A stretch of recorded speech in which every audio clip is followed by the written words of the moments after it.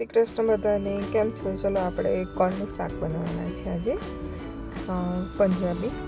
એમાં 4થી 5 કોર્ન લીધા છે મેં, ને બધા કોર્નને હળદર અને મીઠું નાખીને બાફી રાખવાના છે.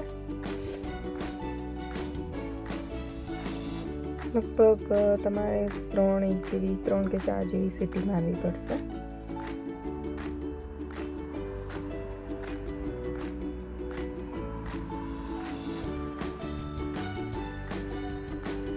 મારા છોકરાઓને આ કોર્નનું શાક બહુ જ ભાવે છે,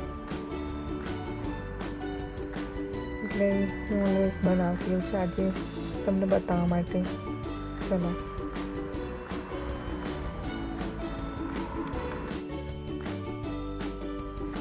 ટમેટાની પેસ્ટ છે, આદુ મરચાં છે, ધાણા, ઓનિયન, ગાર્લિકની પેસ્ટ છે, ને મેં પંજાબી મસાલો, સોલ્ટ, ને મેં આ દાણા તમે જો બફાઈ ગયા છે તો દાણા મેં થોડાક કાઢી નાખ્યા છે અને 2 કોર્નના કટકા કરેલા છે. બાકી નોર્મલ જે મસાલો આપણે વાપરતા હોય છે એ જ છે બધો.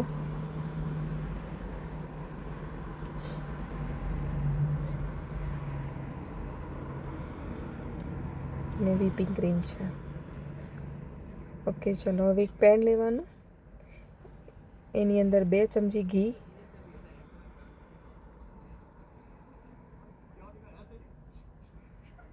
ને 1 ચમચી જેટલું ઓઇલ, લગભગ 1-2 ચમચી જેટલું ઓઇલ જોઈશે, અને તમાલપત્ર અને એલચો પેલો મોટો જે વઘારવા મૂકવાનો આવે છે એ છે.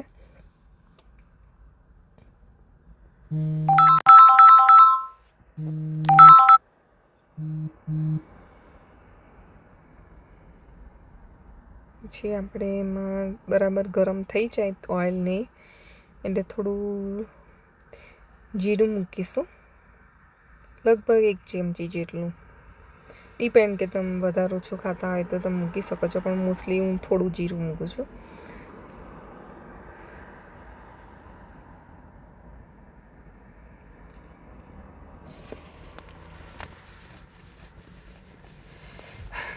જીરું બરાબર શેકાઈ જવા આવ્યું છે, તમે જુઓ છો આપણું.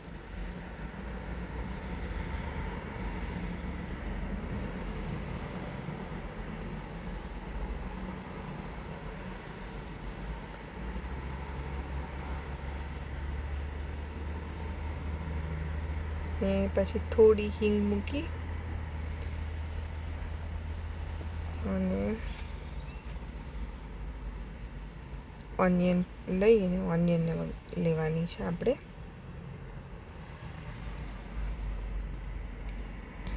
અને એને બરાબર સાંતળવા દેવાની.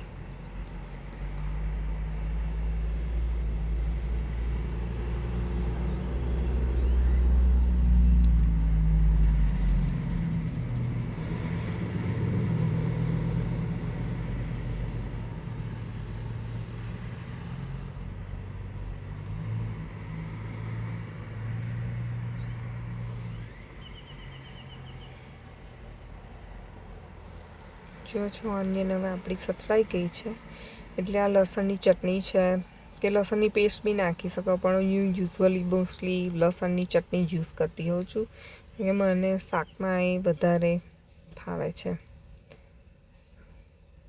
ને એનો ટેસ્ટ બી સારો આવે છે તમે પેસ્ટ યુઝ કરો ને તો, લસણની પેસ્ટ કરતાં ચટણીનો.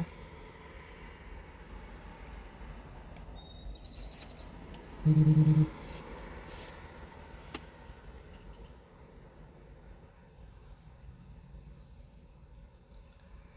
એમાં આદુ મરચાં ઉમેરીશું થોડા, ને બધાને બરાબર શેકાવા દઈશું.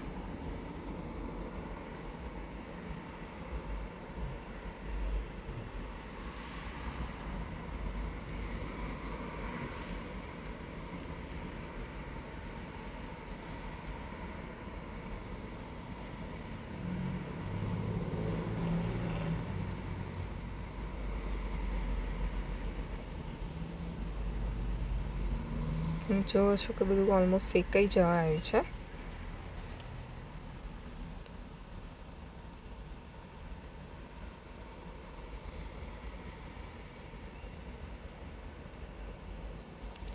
હવે આપણે આમાં ટમેટાની પેસ્ટ પહેલાં થોડો બદામનો પાવડર યુઝ કરીશું.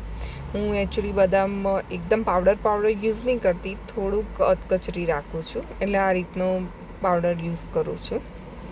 એટલે 2 કે 3 ચમચી બદામનો પાવડર યુઝ કરું છું, એટલે એનાથી ગ્રેવી તમારી થીક થાય અને કોર્નમાં બી સારો લાગે, થોડું ક્રન્ચી લાગે તો થોડું સારું લાગે અંદર. એને બી થોડું શેકી નાખીશું આપણે અંદર જ.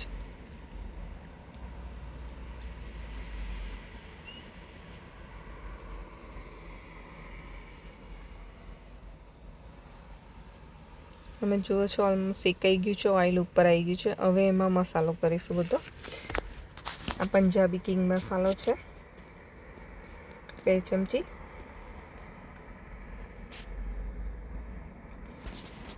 આ છે ટમેટાની પેસ્ટ 1 ચમચી.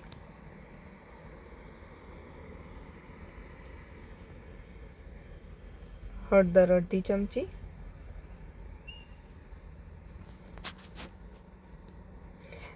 મરચું 2 ચમચી.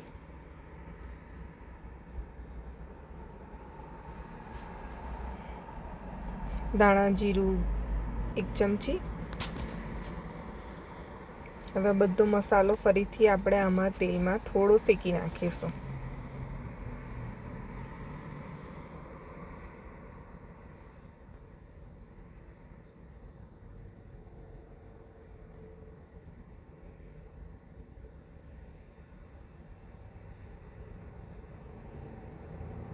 હવે આ ટમેટાની પેસ્ટ છે, ગ્રેવી છે ટમેટાની, એ ઉમેરી છે. હવે એમાં થોડું આ બધું શેકી નાખીશું અને ટમેટાની ગ્રેવીને થોડું મસાલો ને બધું મિક્સ થાય ને ઓઇલ ઉપર આવે ત્યાં સુધી એને થવા દઈશું આપણે. થોડું તમે જોશો એકદમ સરસ થઈ ગયું છે મિક્સ બધું. હવે એમાં થોડું સોલ્ટ નાખીશું, તમારા ટેસ્ટ પ્રમાણે તમારે સોલ્ટ નાખવાનું, કારણ કે આપણે કોર્નમાં બી સોલ્ટ નાખેલું છે, એટલે એ પ્રમાણે સોલ્ટ નાખવાનું અંદર.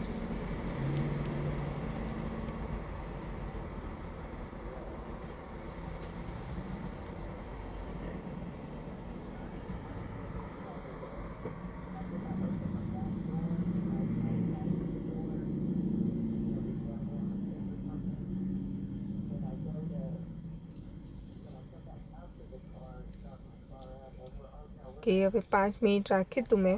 5 મિનિટ પછી જો તમે ઓઇલ ઉપર આવી ગયું છે બધું.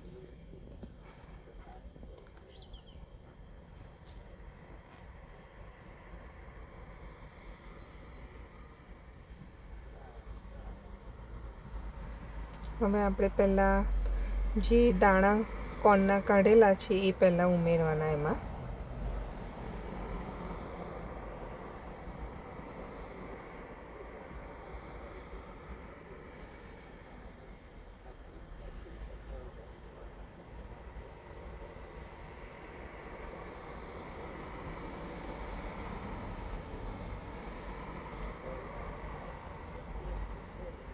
હવે ઉપરથી આ કોર્ન મૂકીશું આપણે.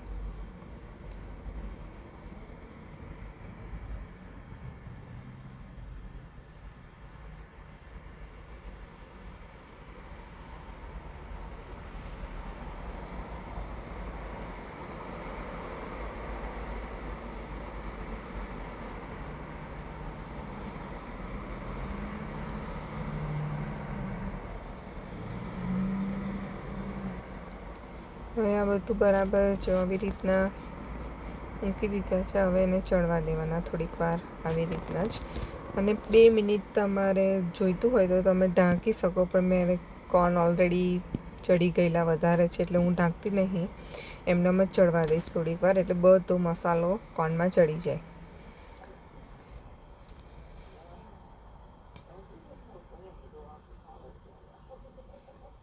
તમને લાગે કે બહુ જાડું થઈ ગયું હોય કેવું હોય તો તમે થોડું પાણી રેડી શકો એમાં, પણ હું યુઝ્યુઅલી શું કરું છું કે કોર્નનું પાણી એ જે આપણે બાફેલું હોય ને એ જ એમાં રેડી દઉં છું, તેનાથી ટેસ્ટ સારો આવે. પણ આમાં જરૂર નથી એટલે મેં નથી રેડ્યું. અને આ કસ્તુરી મેથી થોડી ઉપરથી મૂકી મેં,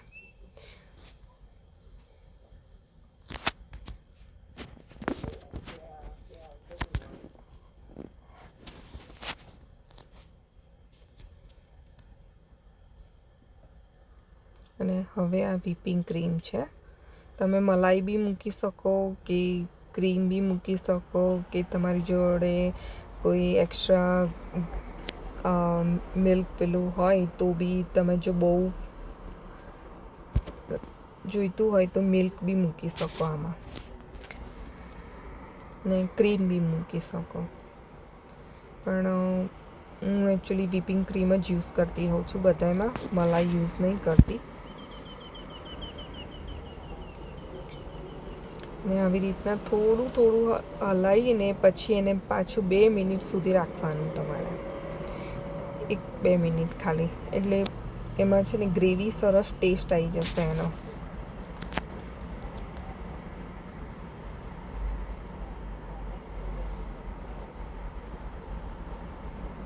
તમને મારી રેસિપી ગમતી હોય તો પ્લીઝ લાઈક કરજો અને સબસ્ક્રાઈબ કરજો.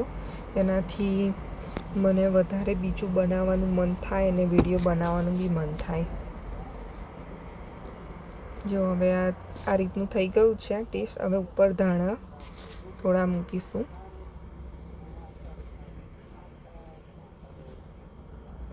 ચાલો હવે આને પરોઠા કે નાન સાથે જ તમે સર્વ કરી શકો છો, ને રાઈસ સાથે બી ખાઈ શકો છો. યુઝ્યુઅલી અમે રાઈસ ને નાન બંને બનાવું છું.